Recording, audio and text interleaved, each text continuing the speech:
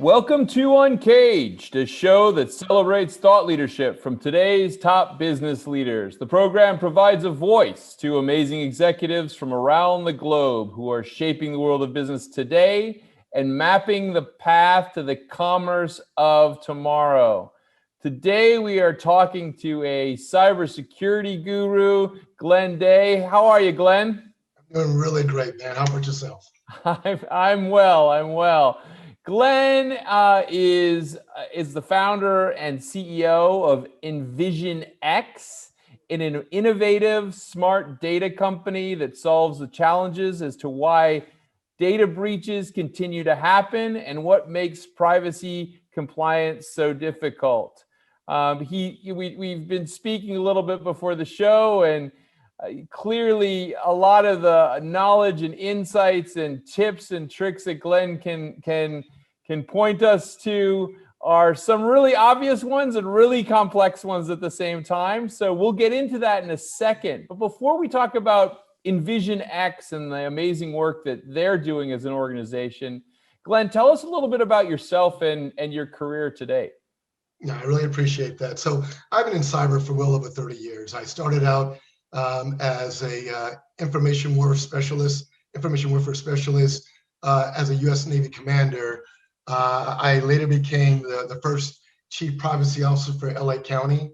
I've done 3 other cyber startups before this, and a number of other consulting gigs in which, prior to joining or starting NVISNx, I was a cybersecurity partner at Ernst&Young, specifically helping the high-tech industry protect its most valuable assets around intellectual property.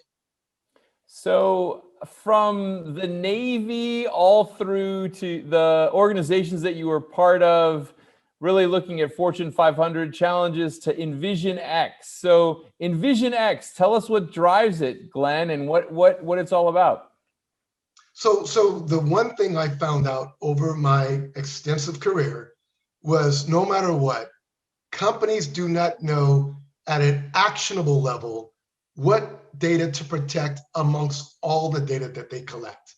That's one side of the coin, and that's what we talk about. Protect the jewels, your most critical data, of what data that might be. It's different from finance, then legal, then sales and marketing, and HR. But you have the great phrase, Glen. You have protecting the jewels and purging the junk. I love it. and what a simple concept, in which most companies recognize and understand that, but they struggle to do both. So one of the reasons why it's so hard to protect the jewels is that most companies have been unable to purge data that at one point in time was of value, but of no longer. And so they keep everything forever, which kind of gives you the impression of being a bit of a data hoarder. So when you're looking for the crown jewels, you've got to go through a lot of junk, which impairs your ability to find what you need quickly and reliably. And what we do is look for the crown jewels. When we come across the junk, we put it in certain analytical models, prove that it is of no longer value, so you can then take action to purge it. And so that little action of getting rid of the junk will typically save companies millions of dollars in enterprise storage. Because once you buy that storage, in which everybody still thinks that storage is cheap, so let's just keep buying more storage. But when you buy it, you've got to then back it up, protect it, put the controls around it, comply with it. Right. And it creates more and more in which the data is now getting out of control and impairing the overall risk and compliance of every company out there. So taking both of those extremes allow us to do this in a much more productive and reliable way. That's a really fascinating way to look at it, Glen. I have been in those discussions where companies have just talked about pouring more and more money into storage because they're so afraid that they're going to get rid of the wrong thing. Yeah. Right? Yep. So how do you help them through that? How do you hold their hand towards that decision of, I feel like it's almost like talking to a hoarder that has all this stuff in their house, and you have to kind of help them, like, no, those are magazines from the 1970s. You should throw those away now. Well, and so for the most part, they never even felt the problem because they don't see the mess until they're looking for something of value. And so when certain leadership says, keep everything forever just in case. At one point in time, it was maybe the simple thing to do, but with the technologies that are out there today, there's no excuse for keeping data longer than you need to, longer than the retention periods. So as an example, we worked with a company, with a hospital, a major hospital, that was a children's hospital that had data on children in which the children are now grandparents. It was over 40 years ago. Wow. And we can look at the attributes of the data, say, you're not even using this. You're not analyzing, you're getting no benefit. And this is simply increasing the compliance scope and increasing the risk of your next breach, and definitely increasing your cost while you guys are dealing with budget cuts in the middle of a pandemic. So these are the things that most companies don't even realize. We're bringing it to bear with our platform that gives them a very easy and consumable view, in which our platform was really meant for, first, the business executive, because it's their data. And while IT and cyber often are put on the hook to protect that stuff, they don't have the authority to delete anything without the approval of the business. So we've built a platform that looks at all your data in the cloud, in your data center, on your laptop, structured or unstructured, and then we correlate the controls to see if it's protected or not. And then we also look at the log activities to see where else are they putting this data, to give you that full view, so you can quickly and easily and defensively say, do this, not that, to bring down those controls and try to transform your cyber program from being reactive to much more proactive with this new intelligence. So, I mean, that's really interesting. I think about the issue of having a ton of data from so many different angles, so many different dimensions. I used to work with a very large, they used to build PCs, one of the great American PC companies back in the day. They do lots of other things now, but they still have, and they did back in the day, have a ton of information. The challenge obviously was, what was the value in there, that data, and kind of tweezing through it. So I can also see how this system and this approach that you're taking would allow me to maybe get a sense of the value of the data too, right? Where to see like how it's being used, like, right? I mean, so the example that you used of a child's information who is now a grandparent, that must be a file that hasn't been opened in a good 50 years. In this case, it was 43, but that's exactly it. And that's why the businesses have felt incapable of acting. They don't have enough information, and they want to do no harm. And so the best thing is, well, let's just keep everything forever. But after a while, including with some of these new privacy rights, to include the right to be forgotten, if you don't know, you now need to know.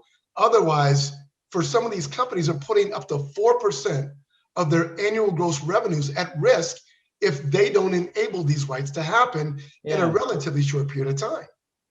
So how do you counsel, Glenn, these leaders, these business leaders, that they know that security and data breaches are happening?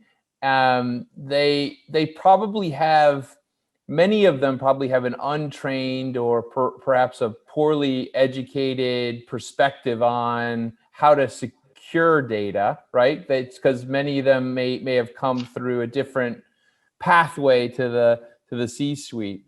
How do you get them to embrace this idea? I'm just curious. Yeah. So I right now, when it comes to a lot of cyber controls, in which I sincerely do not know what new control is going to make these breaches go away. It's not going to be bigger walls. It's not a bigger moat. It's not even better soldiers. Right. The controls that are out there, they actually work, but they are based on, you give me bad data, I'll give you bad outcomes. Right. So we help them put more intelligent rules into these controls. But we can, in a matter of weeks, can do massive amounts of data discovery and inventories to contextually classify your data based on who owns it, who's using or consuming it, and what regulations or risk come in play with this. So give them a tool that first and foremost doesn't require a team of data scientists, and allow the business to be their own data analyst, and they'll love you all day. This is what they've been trying to do for years, but it's been too hard, too complicated, too expensive, and too long. So we've really addressed a lot of this, and knowing that no single person can typically make a final decision, even when they find the junk, they still need to make sure, do we need to keep it for records retention purposes? Yeah. Oh, let's get the records officer involved. And after they agree, is there a legal hold on this, or is this thing under investigation? Right. So we now integrate a workflow automation engine in which these collaborative efforts can now happen within the platform and done easily, versus having a meeting to talk about this, but look at the data in the platform. If you don't agree, tell me why. And also tell the CFO why you want to get rid of that junk when there's clearly a 6 or 7 figure cost benefit for doing so.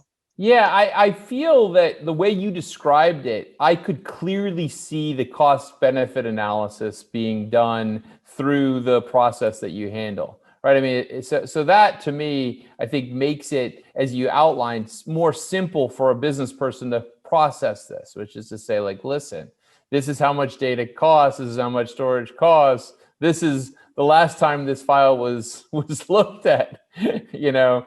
If you keep it going, this is the risk. It's a pretty, it's kind of becomes a common sense discussion, which is wonderful, which is really great, and something that business people can embrace. But you know, every day we read about another major cybersecurity breach. Certainly, we've had the notorious ones on most recently on the East Coast.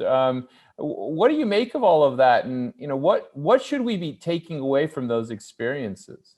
Yeah, so Ben, I think you're referring to the recent Colonial hack that was Yes. Also supported with ransomware, in which I don't have all the details of what happened, so I don't want to get overly critical. But Yeah. for the most part, ransomware can be remediated, in which you may not stop them from coming in and encrypting your data.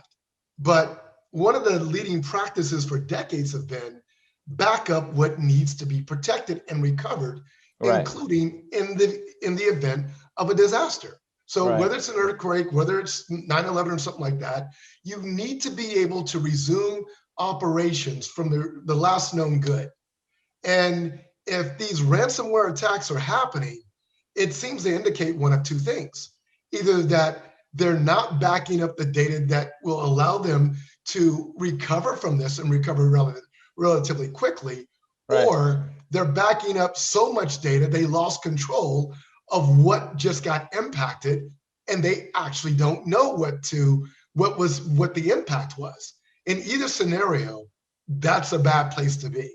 And it kind of really indicates that the data is not being managed as an asset, and something needs to transform. Wow, that's a really, I love the way you outlined that, because I hope, I can only hope that they were backing it up in some form or fashion. But you're almost highlighting a bigger problem with backing up. Maybe they were backing up the full history of of the company, and it took so long to do the backup that somehow, you know, maybe something went wrong in the backup process. I don't know.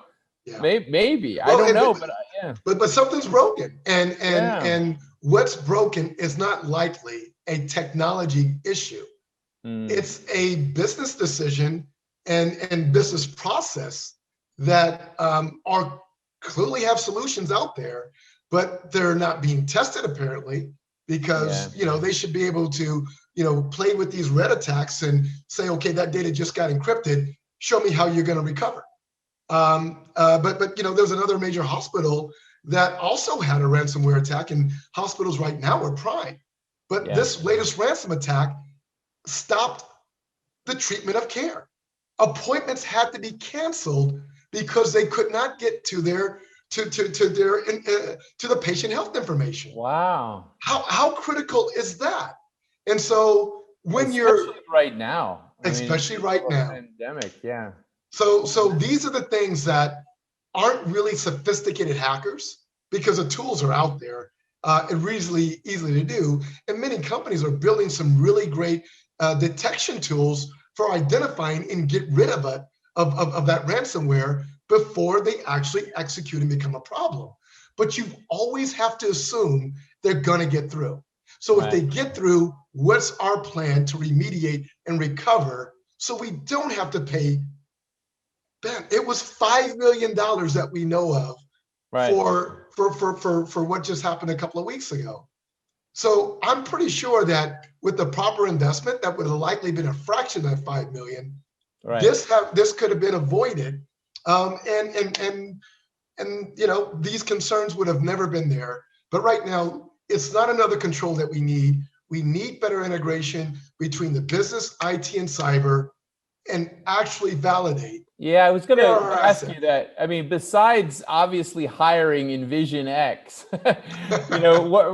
what do these companies need to do, and what do we need to be doing as a society here? Because there's no doubt that over the next 10 years, we're going to have 1 million X of data points that in comparison to the data that we have today. So probably more than that, right? In the billions. We're already in the billions. Billion X, fine. Yeah. So it's only going to become more and more of a challenge here. And this is not something that a company really probably is even able to process on their own. So as a society, what do we have to be doing to resolve these challenges? Well, so the very first fundamental in every one of the security frameworks out there, whether it's ISO or NIST or the more recent one around zero trust, the very first thing is identify your critical data.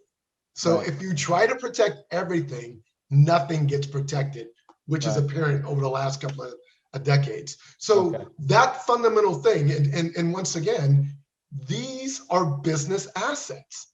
Now, it wouldn't be hard for IT and the cyber guys to identify privacy data for the most part, because what privacy data looks like has been defined by the regulations. Mm-hmm. Credit card numbers, social security card numbers, health information, financial information, driver's license, not hard to find these days.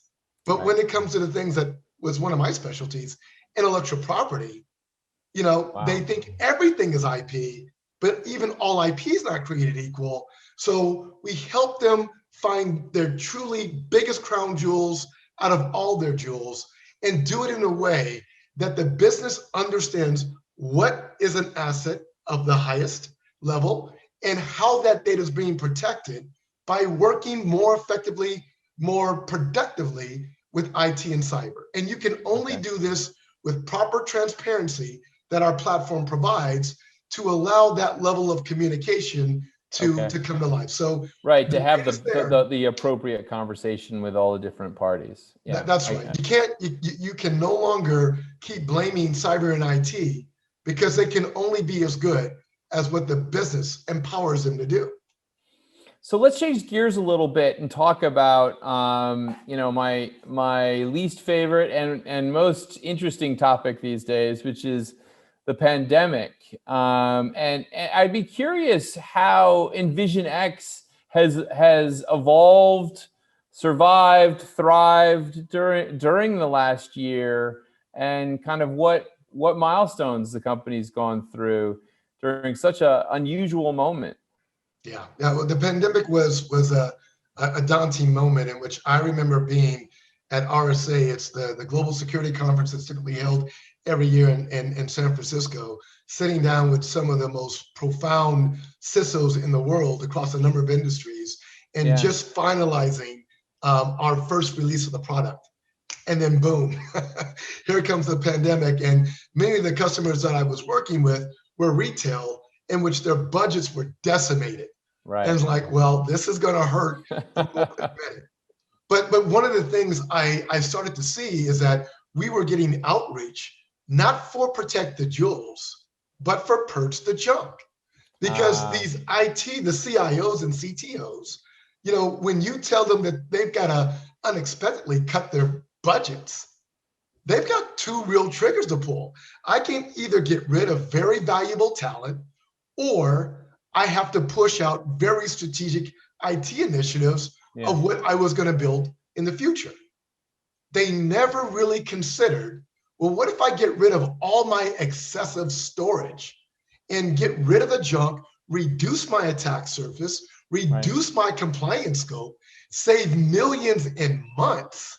Right. Wow, isn't that something to consider? Yeah, no, that's great. So you became kind of a hero, really, from an economic savings perspective as well. That's exactly it.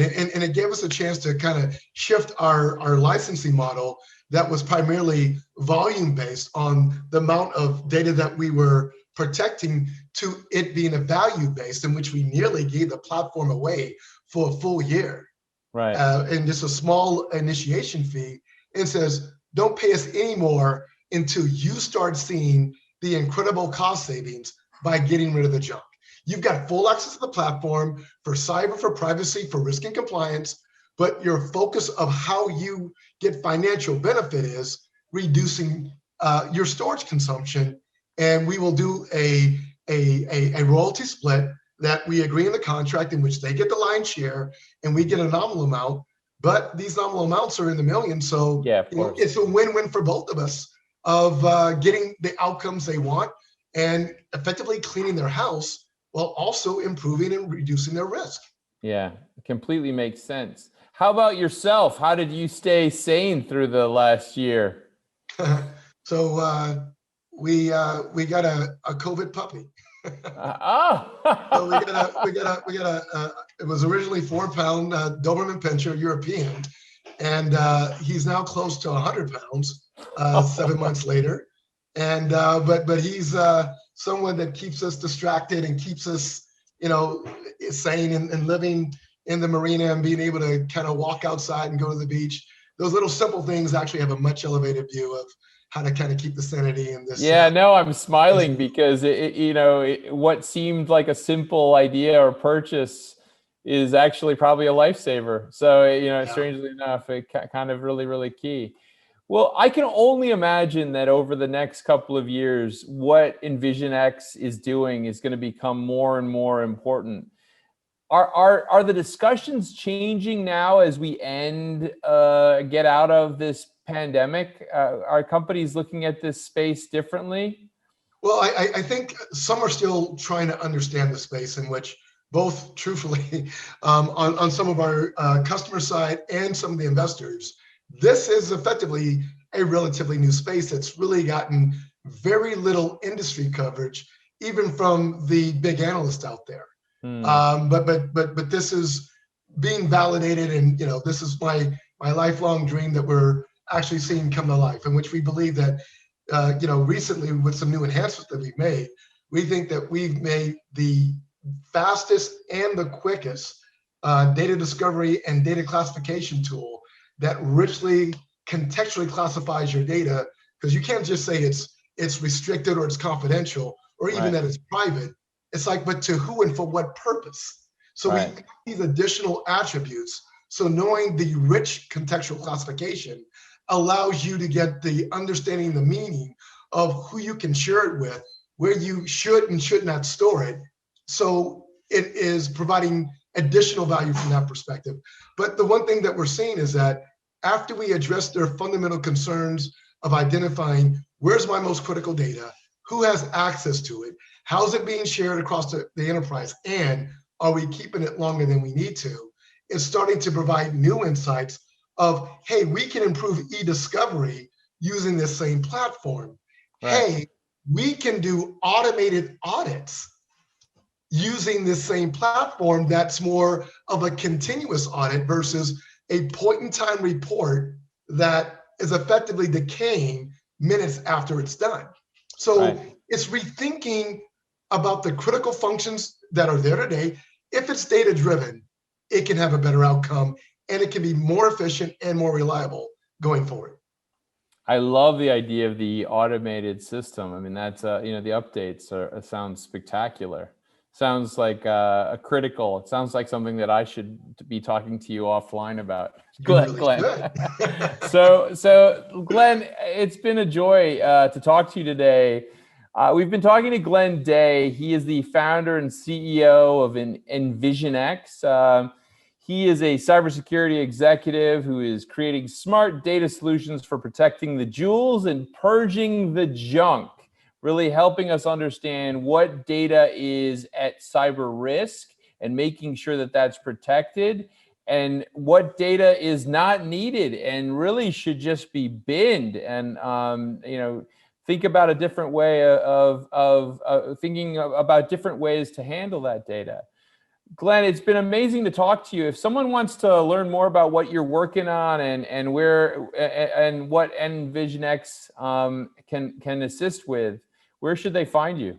Yeah, so we're definitely set up a demonstration or a meeting at NVISNx.com, NVISNx.com, and we'll respond pretty quickly and share what we can do and how we can ideally give you a much more transformative look of how to improve cyber privacy.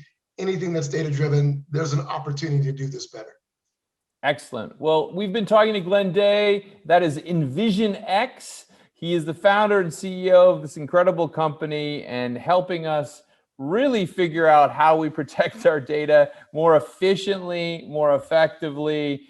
And I would say making sure that we cover off our bases, some of the obvious things that companies are getting wrong, so that we can actually make sure that we're covered off for the more complex challenges that we might be facing as businesses going forward. Glen, thank you so much for joining us on UNCAGED. UNCAGED is a program that provides a voice to amazing executives from around the globe who are shaping the world of business today and mapping the path to the commerce of tomorrow. Thanks for being on the show. Thank you, Ben.